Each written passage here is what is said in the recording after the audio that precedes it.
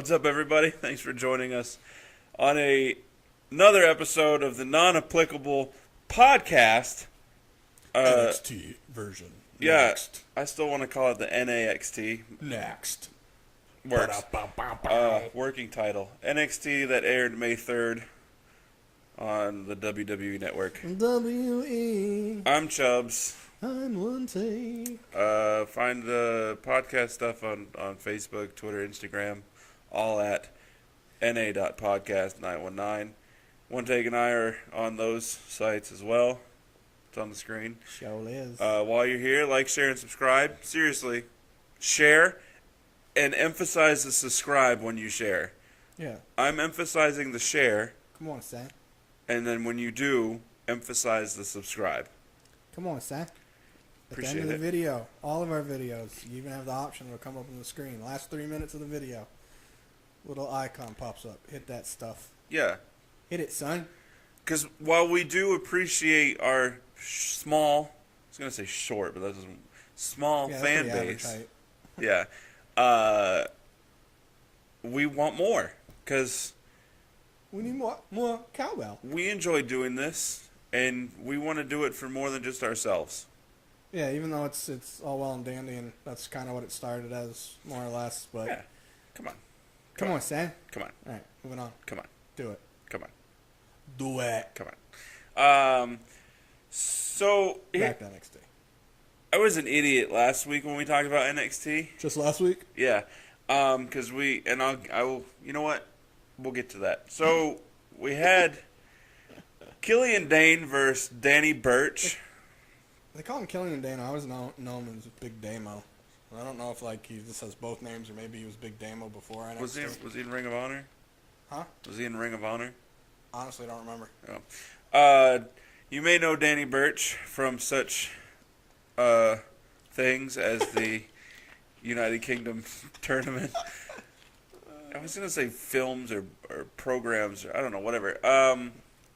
Funny chant of the night was "Shave Your Back," directed to Killian Dane. Shave your back. He's a very Shave hairy your man. back. Yeah, he is.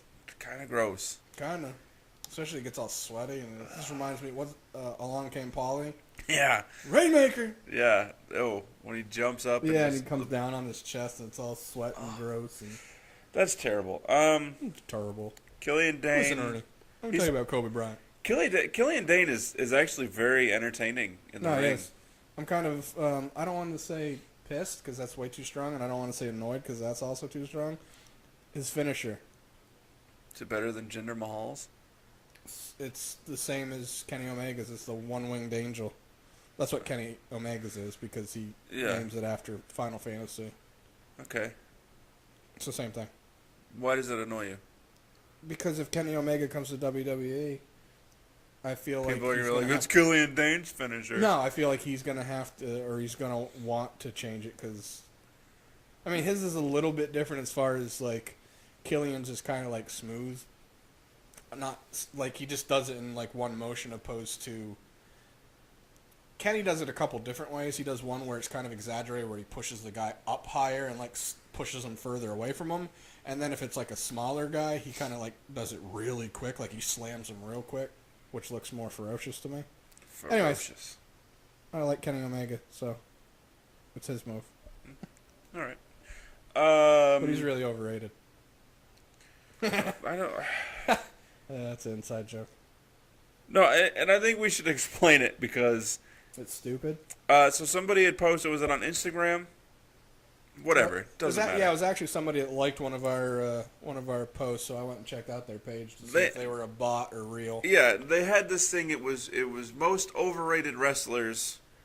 I guess they were actually doing a whole bunch of different ones, where most overrated, most unappreciated, things like that. Yeah, and he said that the most overrated was Kenny Omega, but that he doesn't care because Kenny Omega's really good. Yeah, he said, I don't really care because I like Kenny a lot and he's really good. So he's overrated, but he's really good. But I don't think he knows. I think he's using the same dictionary that Michael Cole used when he looked up the word ironic, because that's not the correct usage of overrated. Well, prolific.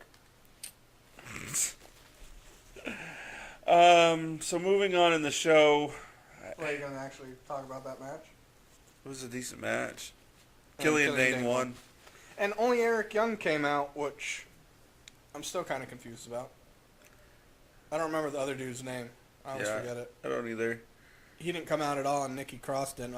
I figured she didn't because she was going to be in the later on match, but it still didn't really make sense that she couldn't be out for that. But yeah, and we had talked about it the other day. I think are we the only ones that would be okay with all of Sanity winning every title that's in NXT? It's kind of the point of having a faction. I mean, have them have Killian Dane and other dude be the tag champs. Yeah. Have Eric Young be the world or the heavy champ, whatever the hell they're calling it in NXT, just the NXT champ. Yeah. And then Nikki Cross is the woman champ. Makes sense. That's the point of having a faction. Yeah. Especially a mixed gender one. I'm okay with it. They won't do it. No. So we had Hideo Itami. They show him walking into the stadium, whatever. He had a match later. The vignette for this new... I don't remember. It's Patrick something, isn't it? Superstar. He's had a couple matches before. Has he? Yeah. He's okay in the ring. Alright, so it's the Velveteen? Velveteen Dream. Yeah, the Velveteen Dream. They're basically trying to do a Prince gimmick, which I don't have an issue with it being a Prince gimmick. I have an issue with it just... He's way too flamboyant, and it's almost like Mick Jagger and Prince had a love child, the way he, like, walks and carries himself and does, like, his little duck mouth strut. And I was saying to Chubbs before we started recording that I understand their thought process of they want to, have something for everyone and reach multiple demographics. And I guess maybe it's difficult for me being a straight heterosexual male, but I feel like it's more of making a mockery to the gay community opposed to giving them something to, like, get, feel a connection to and get behind. No pun intended. Yeah. His real name is Patrick Clark Jr. That's what he's going as. Either way, just imagine Prince doing a promo for wrestling, and that's basically what it is, except he's a lot larger and darker than Prince ever was. His finishing move is the famouser. I've seen 2 matches out of him, and I don't really remember because I was so lame. I was so pushed away just because of how overly flamboyant he is. I don't understand it. How is his entrance music not the song Velveteen Dream? More Ovaltine, please. Either way, I have no hopes for this character at all. Character-wise, no. I need to see more in the ring to go on him individually, but yeah, gimmick character-wise, not digging it. Heavy Machinery we see in action versus 2 jobbers named Ricardo Watts and Hector Kunzman. Combined total weight of maybe 130 pounds. Yeah, Dude, they both probably weighed 125 apiece. Probably. They were so small. The problem I have with Heavy Machinery, okay, so they win the match, and then they call out the Authors of Pain, who are the current NXT tag champs. Funny yet awkward promo after their match. I'll let you go, and then I'll explain mine. My problem is that there hasn't been much of a build-up for Heavy Machinery. It's just been... They had some vignettes, and then... You have a couple match against jobbers, and now you're going to call out the tag champs. Yeah. There's no... Build up to... Like, let them run through DIY and Sanity's tag team and they need to beat some notable people. Whoever else there is in the tag team not division. job squads. Yeah. I mean, it could be because the tag team division in NXT is nothing. Yeah, it's not too many. I mean, it's smaller than the women's division. It's because Revival's on main. Right. And then they had one guy of another tag group that got hurt. I still can't remember the name of the group, though. You get the Ely brothers. They're freshies.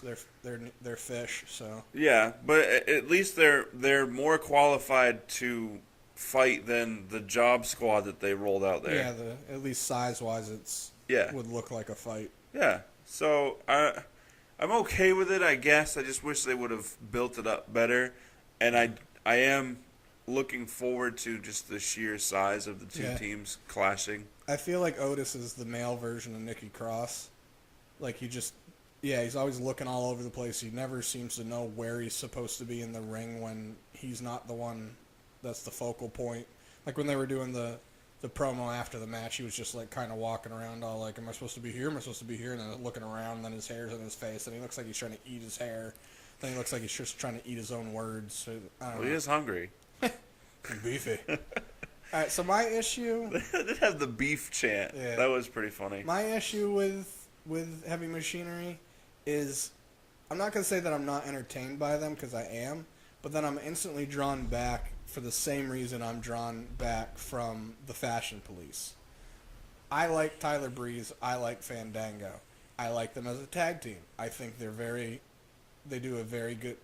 I'm trying not to go excessive with my wordage. They do a good job in the ring. They're good in the ring. But their shtick is a comedy gimmick. And it's okay if you're somebody like Dean Ambrose that is just saying stuff and doing stuff and it comes off funny, opposed to literally being a comedic gimmick in a non-comedic spot. Yep. It just doesn't make any sense. So with Heavy Machinery, it's Heavy Machinery. They're supposed to be these big, badass guys, and it's taken away because they're basically Chris Farley and I already forgot Brand's.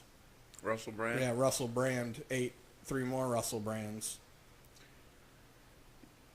I mean, obviously they're face, so they're kind of trying to be that way. And it Yeah. could be different if they turn them heel. But I feel like if you have them, even as faces, going up against a team of the Authors of Pain, for me, they instantly lose all credibility of having a legitimate chance because, A, they're just fighting jobbers, and B, they're more for haha and kicks opposed to out there. You know what I mean? Yeah, I get what you're saying. I feel the difference though with Heavy Machinery and the Fashion Police is that Fashion Police are just comedic all the time, whereas they may be trying to build Heavy Machinery as these fun-loving behemoths they that when definitely it are. comes game time, game face, bro. Like they Yeah. actually. No, they definitely are, and I get that. I just, like I was saying, it's just I was only using the Fashion Police as a comparison, just Yeah. because that's the only one I could think of that's similar in tone of what they're. The golden truth. See, I can deal with them because they're funny in a different manner, opposed to it being comedy. They're like if Dean Ambrose was a split personality. It's different. I just He's view it not? differently. Huh? He's not. Well, I mean, as a tag team.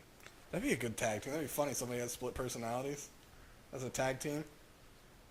I mean, they could have done that with Cody and Stardust, where he just defends it by himself on each show. Yeah. I don't know, whatever.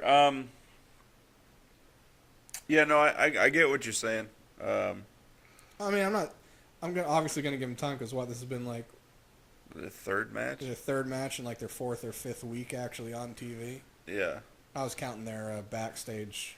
I still think I agree with you in an earlier assessment that their wrestling attire should be different. Yeah, like I don't mind the unitard, I guess you could say, but I feel like they should be wearing like pants. Yeah, work jeans, work boots, wife They beaters, should have pants like the Brooklyn Brawler used to wear. and they can come out in hard hats.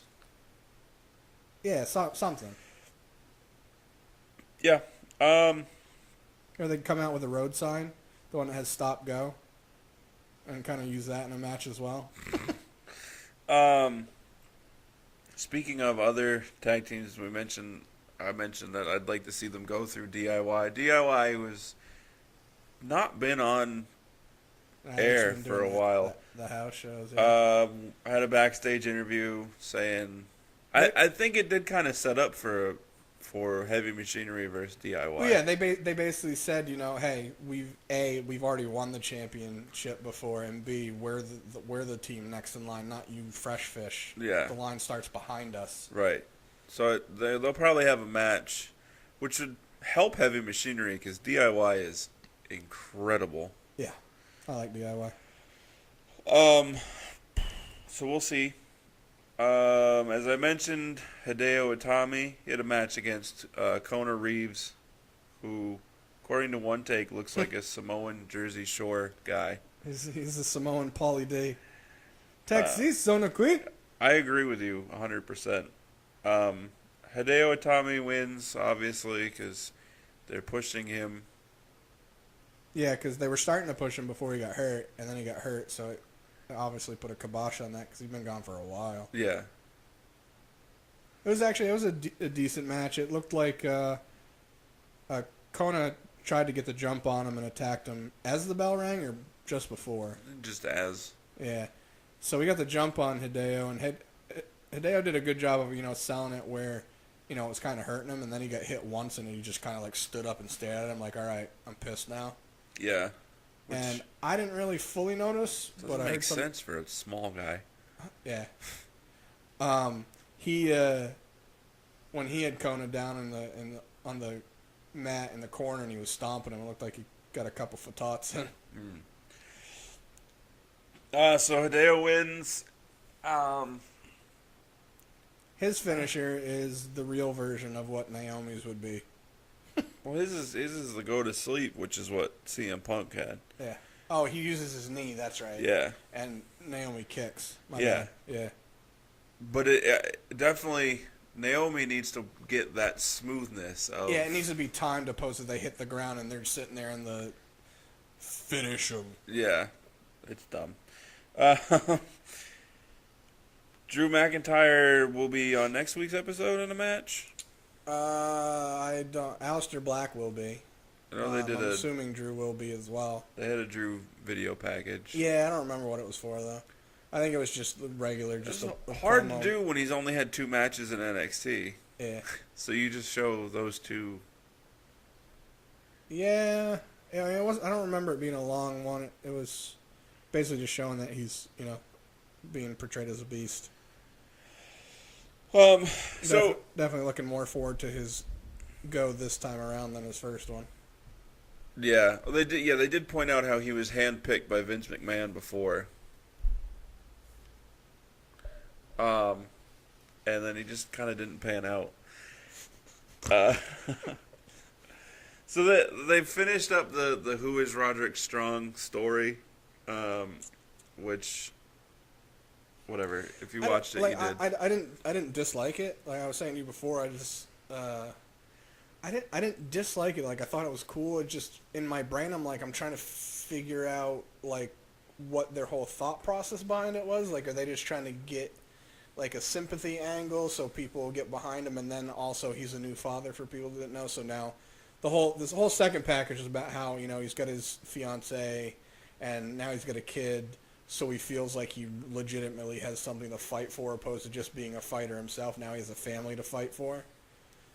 I'm just trying to see if that's the angle they're going for, where they want people to like him because, oh, I understand that. I have a family I fight for, too. Right. You know what I mean? I actually didn't put any of that sort of thought to it. I just thought it was just, we have Roderick Strong now in NXT. He's had a career before NXT. Right. Let's just let you learn about him. Speaking of that, also curious, they actually, because he was known as Mr. Ring of Honor. Yeah. Because he was there for 13 years.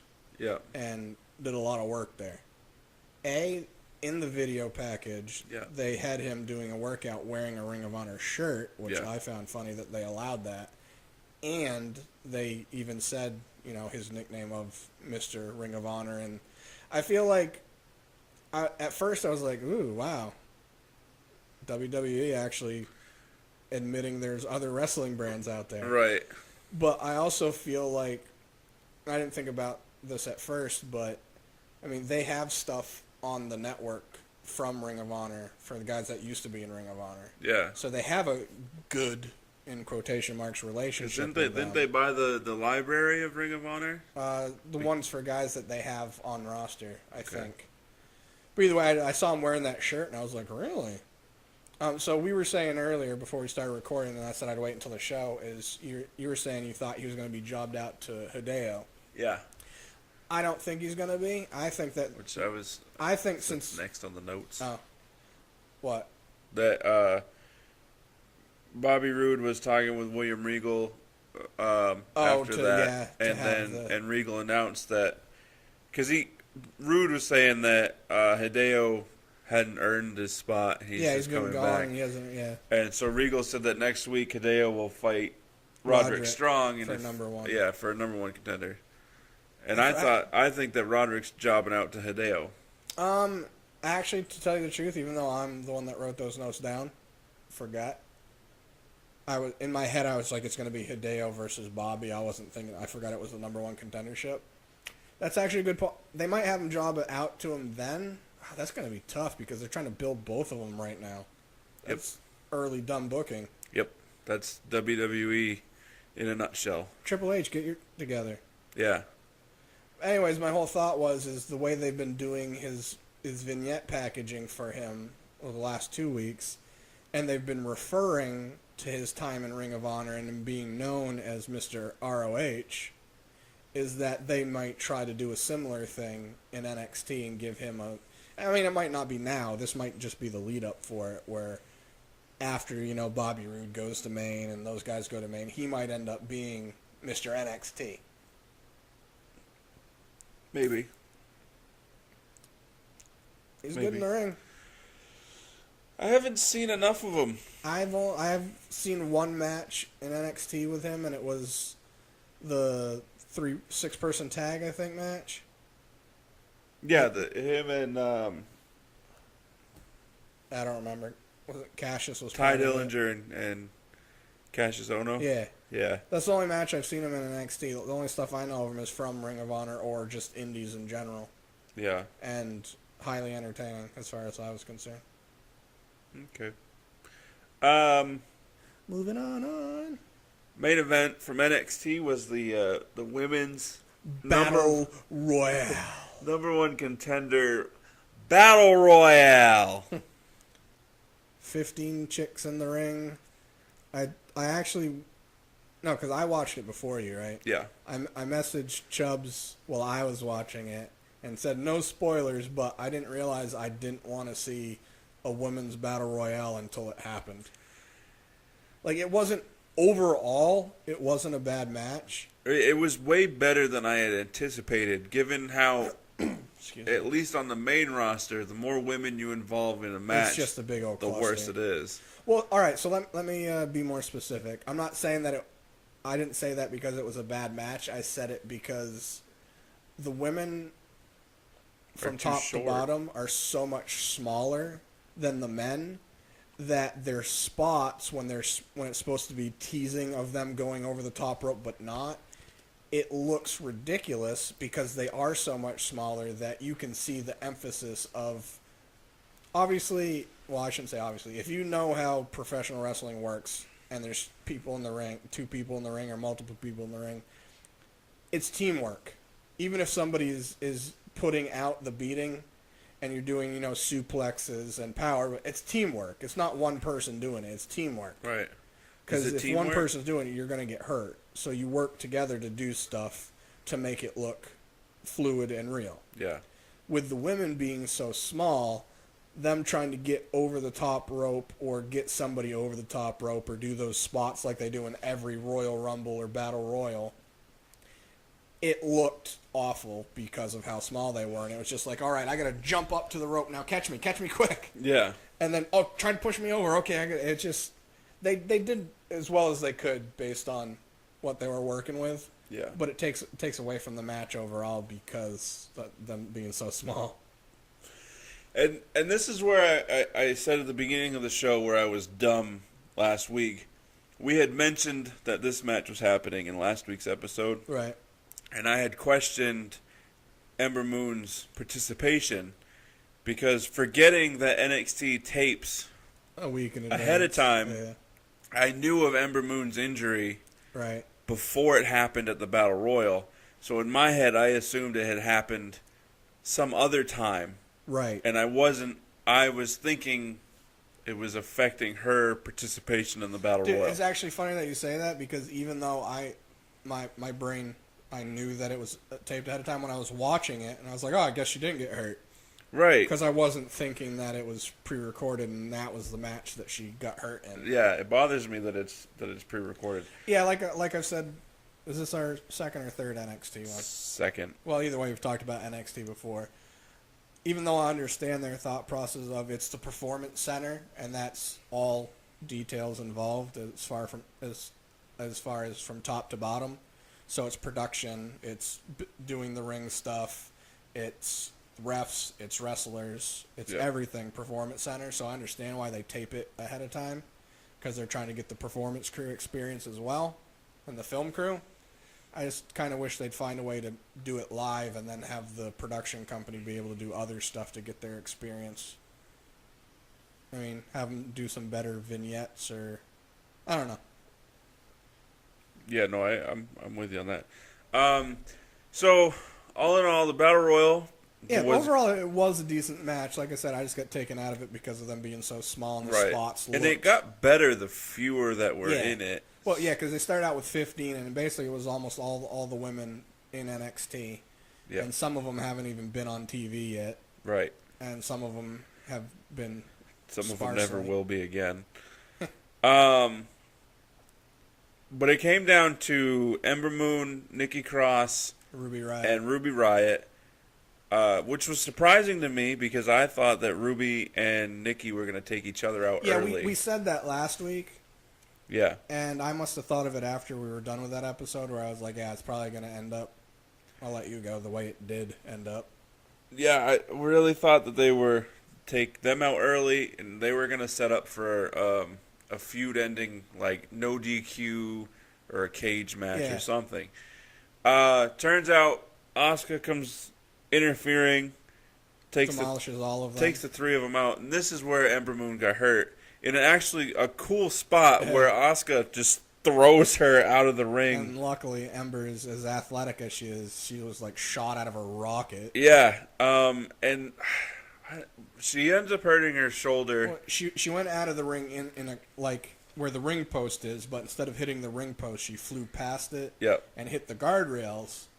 We're thinking that she thought she was going to be higher up and needed to put both hands out to kind of grab the top of the guardrail and slam into it to protect herself, but she ended up being lower, so only one hand got to the guardrail, and she hit hard. Yeah, and not only on the mat, but... And Whiskey throttled the... Yeah, Whiskey throttled her right arm. Yeah, on the top of the barricade, and then just kind of fell while she still held on. Yeah, so it twisted her shoulder, and she landed I want to say like a slight separation, maybe. Yeah, she could have separated or dislocated it, or even just kind of messed up the rotator cuff a little bit. Yeah, I mean, it certainly isn't as... It's not going to... I don't think it's going to be to the extent of Finn Balor's shoulder injury. No.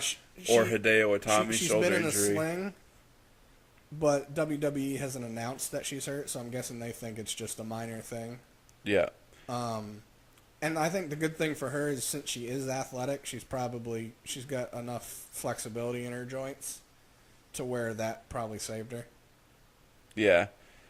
But yeah, that ended that, and then Regal came out and announced that for NXT TakeOver Chicago, it's going to be a fatal four-way.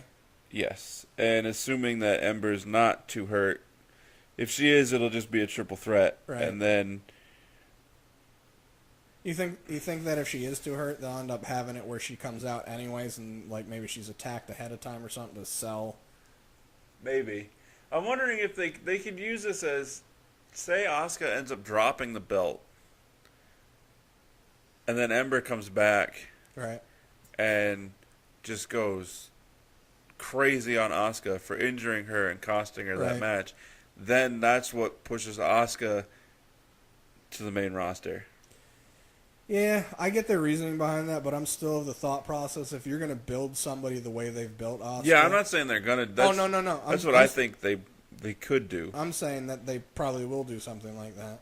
My thought is when you build somebody the way you build Asuka, and she literally has... I mean, obviously it's written, so it's not real, so statistics are kind of, whatever. Right. But she technically has beaten Goldberg's kayfabe record, but she beat it legitimately. Undefeated-wise. Now, are they actually going by number of victories, or is it just days number of actual victories. Okay. Because they were just like making up numbers. Yeah, in it was at like WCW. 80, and then like 2 days later it was like 95. Yeah. Yeah. That's why I said kayfabe wise. Like hers is she legitimately beat his kayfabe number, but with actual numbers. Has she had that many matches? Well, they probably count house shows and stuff too. Yeah. Okay. But either way, what I was saying is if you're going to build her up that way, I'm more of the thought process, and I feel like you can get more longevity out of it this way, is you don't have them lose. Like when she came into this match, she basically said, none of you are ready for me. None of you are even good enough for me. Yeah. And she's proven it time and time again. Like even I think it was NXT San Antonio, it was a fatal 4-way that she won. So there's nothing saying that she can't win this one unless they're finally going to pull the trigger and have her lose it, but not be the one that loses it, because then she doesn't lose any credibility. But my thought is, if you build her as this women's division beast that just beats everybody, and then have her lose at all, no matter how it is, it doesn't necessarily take away from it, but I feel like it could be better done. They should just have her be bored and just be like, I'm done with this, and vacate the belt. I'm going on to bigger and better things, deuces. And she just drops the belt, and this is where I was saying they can get more longevity out of it. Ta-da, you have a tournament. And then you get more matches, and you get more possibilities for feuds and storylines to go other ways. And it gives you more time, or not more time, it gives you more of a chance to bring other people in that haven't had too much time right now, put them in the tournament, give them some TV time, give them some in-ring time. Right. There's so much more you can do with it by doing it that way, in my opinion. I agree. I'm just saying they shouldn't have her lose, even if it's in a fatal 4-way and she's not the one that eats the pin. I feel like they built her character and she's already won a fatal 4-way and beaten multiple people before, that having her lose to one now doesn't completely null and void, but I just feel like it could be better done. Well, that's like, wow. Nope. I just hit puberty, for those of you that heard that. Congrats.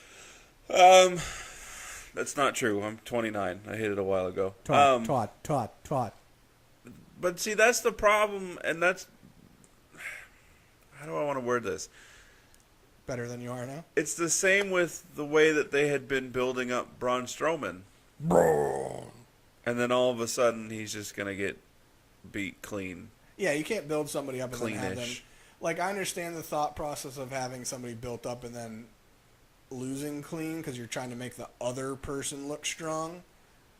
But you have to do it right. And they don't really have a great track record of having that go down. No, never. But yeah, that's my story. So, yeah, I don't really have No. I don't know what's next week for NXT. They didn't really do that great of a job of... See, and that's one of the reasons why I feel like it should be a 2-hour show, is because since it's a 1-hour show and they try to jam as much in, and I do feel like they do a good job of putting as much into the hour as they can, but you don't know what's going to be happening next week because it's an hour. It's probably going to have nothing to do with what we saw this week. Right. Which you said is kind of cool because it keeps it fresh, but the same, I get forgetful.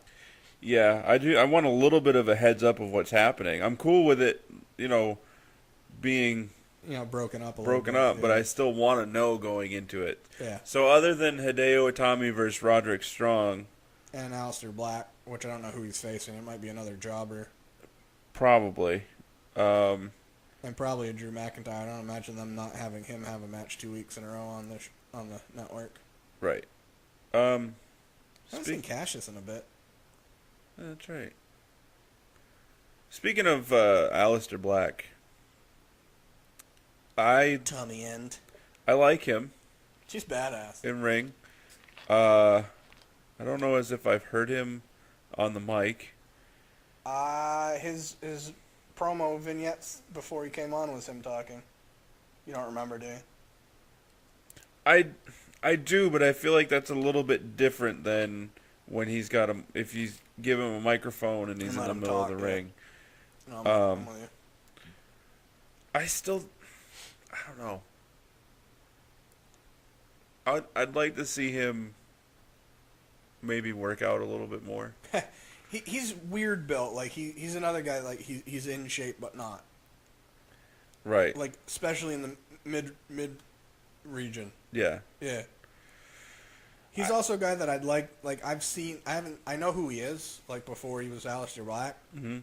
But the only stuff I'd seen from him was his indie stuff when he was doing like multiple tag matches and stuff. So he wasn't like a focal point. Right. I'd like to see him. I want to see some longer matches out of him so I can gauge his overall quality. Because right now with them having the matches that they are having, I know they're just trying to build him as like this badass. Yeah. But it makes me wonder like what they're hiding. You know what I mean? Right. Like maybe he doesn't have the stamina for it. Or he just doesn't have a wide range of skill. Yeah. I mean, I feel as popular as he was as Tommy End, is probably not true. Right. Just me thinking. And I could probably go on YouTube and find some stuff of him. I just never think of it. Anyways, I think that's all we got for this one.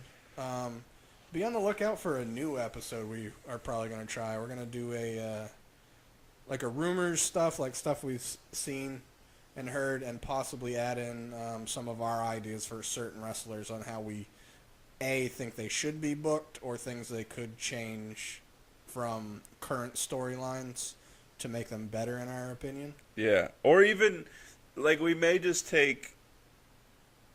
take a match that previously happened that we felt was ended poorly or booked wrong. WrestleMania. Yeah, and we can just kind of explain on what we thought should have been done. Yeah, I mean, we'd probably do that in the long run. I'm definitely not prepared for that today. No, I don't mean today. I was just saying, as far as just overall. Yeah. More than likely, that episode will be out on a Monday. I'm thinking, because then we'll have wrestling on episodes on Monday, Wednesday, and Saturday. Yes. And then we'll probably have. So we'll have 2 episodes on Monday, 2 episodes on Wednesday, maybe 1 on Thursday, depending on time frame of uploading, and then 2 on Saturday. All day yesterday, I thought it was Saturday. Yeah, I thought it was Thursday, all Monday and Tuesday. So Monday and Tuesday. Yeah. Killing it. Yeah. All right, so that's all we got. Check out Facebook, Twitter, Instagram, NA.podcast919. We're both on there. Also look on your screen for our subscribe button. Yeah, I can't emphasize enough. Is that really the right word? I'm an idiot sometimes. Sometimes. Most of the time. Share this stuff and get people to subscribe. Yeah, and also be social with us. It's kind of getting boring. Yeah, no offense, Hod. I know you're listening. We like talking to you. Or Six does. And Six. Yeah. Six more active on Twitter. Hod more active on both Instagram and YouTube. Yeah.